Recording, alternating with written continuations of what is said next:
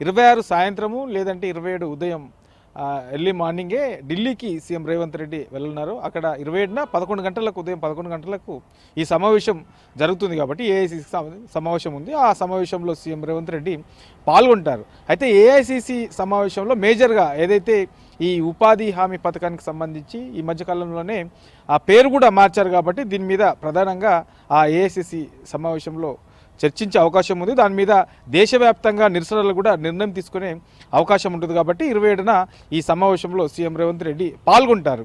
ఇక 28న కూడా సీఎం రేవంత్ రెడ్డి సాయంత్రం వరకు అక్కడే ఉండే అవకాశం ఉంటుంది.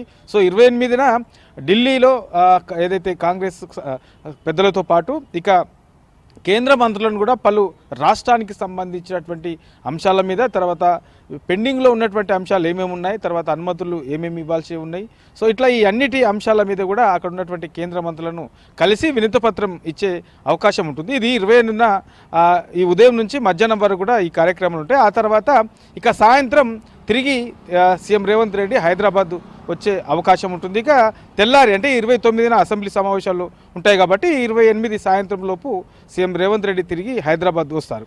ఇక 29న అసెంబ్లీ సమావేశాలు ప్రారంభమవుతున్నాయి. సో అసెంబ్లీ సమావేశంలో సీఎం రేవంత్ రెడ్డి పాల్గొంటారు. తర్వాత అందులో ఏదైతే డిప్యూటీ స్పీకర్కి సంబంధించినటువంటి ఎన్నిక కూడా 29న ఉంటుంది.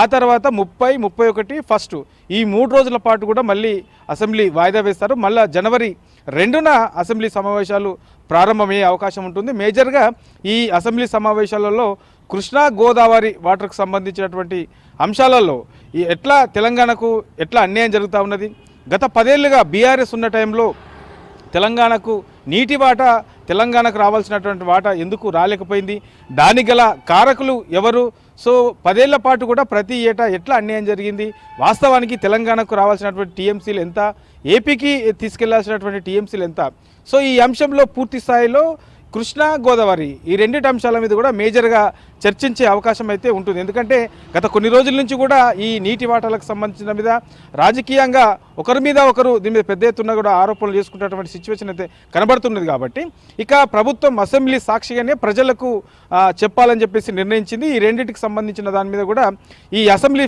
సమావేశంలో ప్రధాన ఎజెండాగా వీటిపైన చర్చించే అవకాశం అయితే కనబడతా ఉన్నది. ఇక ఏదైతే ఈ సిడబ్ల్యూసి సమావేశంలో జరిగే ఈ ఉపాధి హామీకి సంబంధించిన దాంట్లో ఎట్లాంటి నిర్ణయం అయితే వస్తుందో ఆ నిర్ణయాన్ని బేస్ చేసుకునే ఇక ఈ అసెంబ్లీ సమావేశాల్లో కూడా ఈ ఉపాధి హామీ మార్పు పథకానికి సంబంధించినటువంటి మార్పు పైన కేంద్రం ఎట్లా అంటే ఏదైతే కాంగ్రెస్ పెద్దలు ఏ నిర్ణయం తీసుకున్నారు, ఏఐసిసిలో ఏం నిర్ణయం ఉందో ఆ నిర్ణయానికి అనుగుణంగా అసెంబ్లీలో కూడా దీని మీద చర్చించే అవకాశం అయితే కనబడతా ఉన్నది.